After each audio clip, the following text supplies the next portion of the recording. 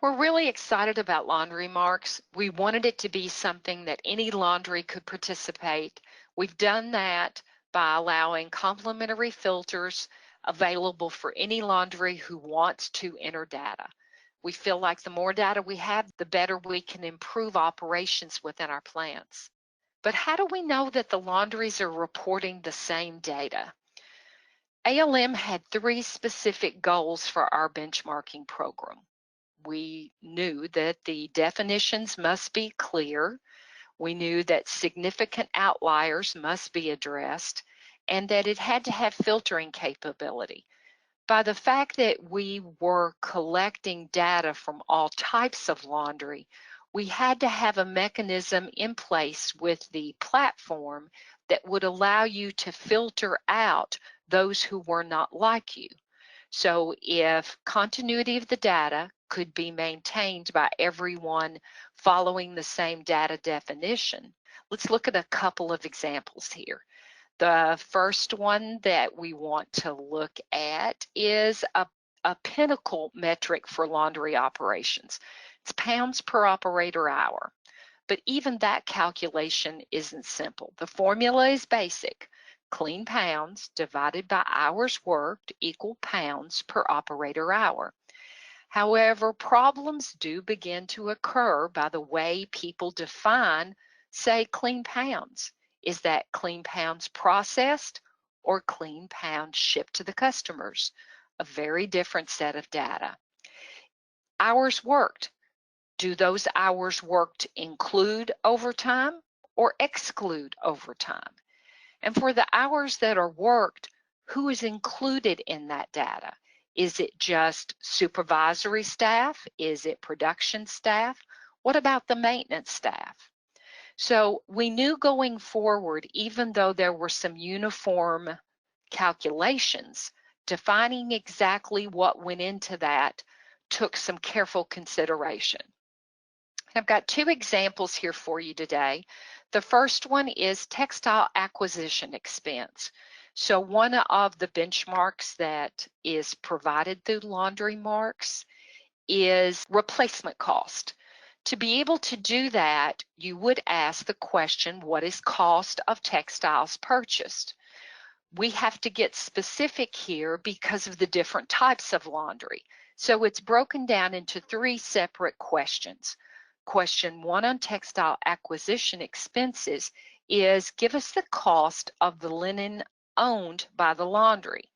Well, that works well for a rental laundry who only provides rental goods, and that works well for an OPL laundry who only has goods purchased for themselves. But this doesn't meet the need of a central or commercial laundry that provides goods for various customers. So we did ask for customer-owned goods. And with the customer-owned goods, what we're looking for here is goods that are purchased by the laundry for a specific customer. These are also collected as an expense in the expense column since the laundry, if the laundry is doing the purchasing. And then in the, and it will be included in your textile acquisition cost. Then we also discovered a third seldom used feature for textile expenses, and that would be for laundries who purchase textiles, some in very small quantities, or they are infrequently used by a laundry. So these are purchased in larger quantities, but charged only by the textile vendor to the laundry when the laundry places it in circulation.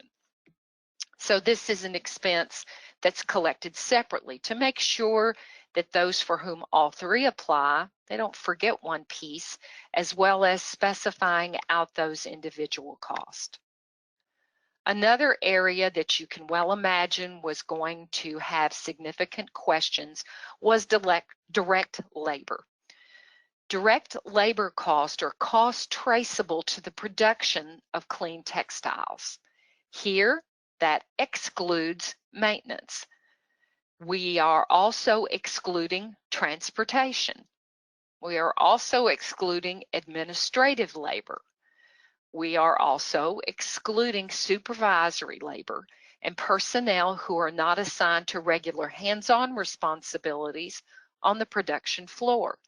So if you have in your plant a operational manager who is typically not hands-on, then on a day where you are short personnel, they jump in to the operation and work on the production line, but it's not their regularly assigned responsibility, then they would not be included.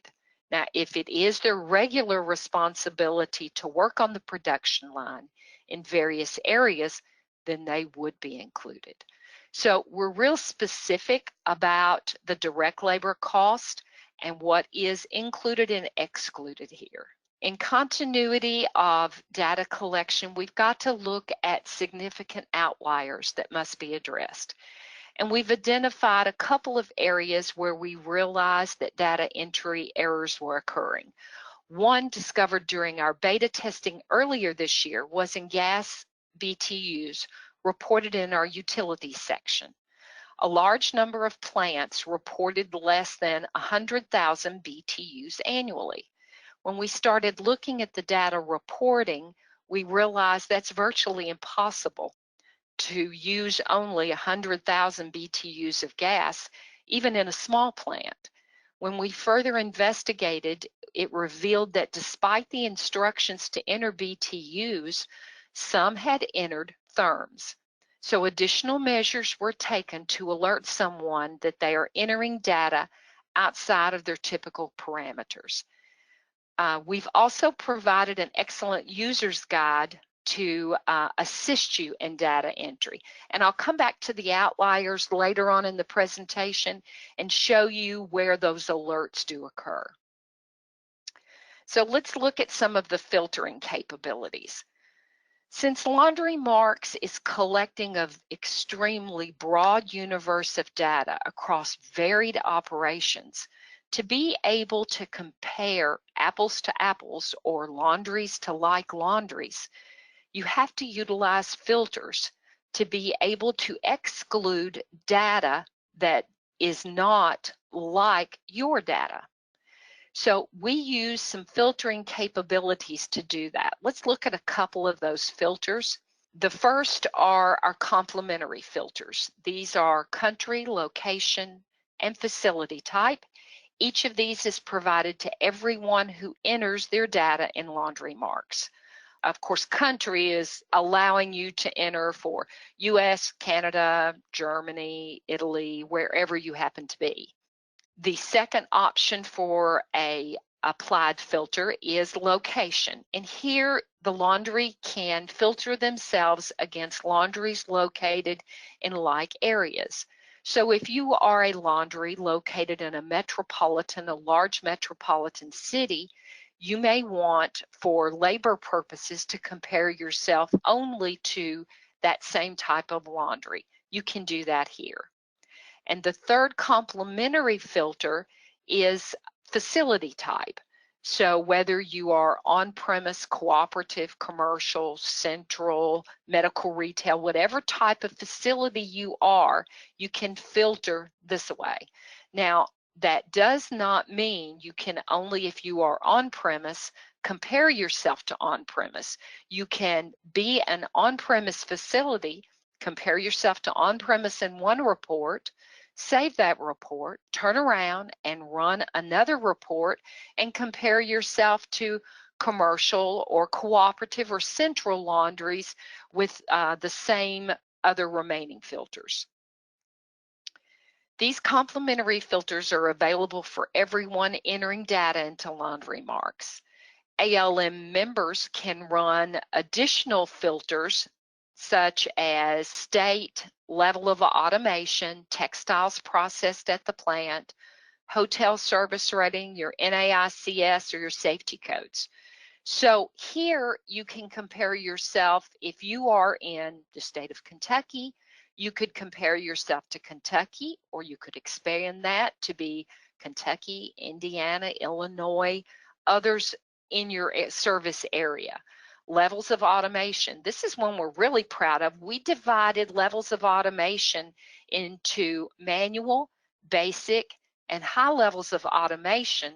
And we again filtered it down a little more, and you can specify a level of automation different in your sole sort, in your laundry wash deck, and in your finishing aisles.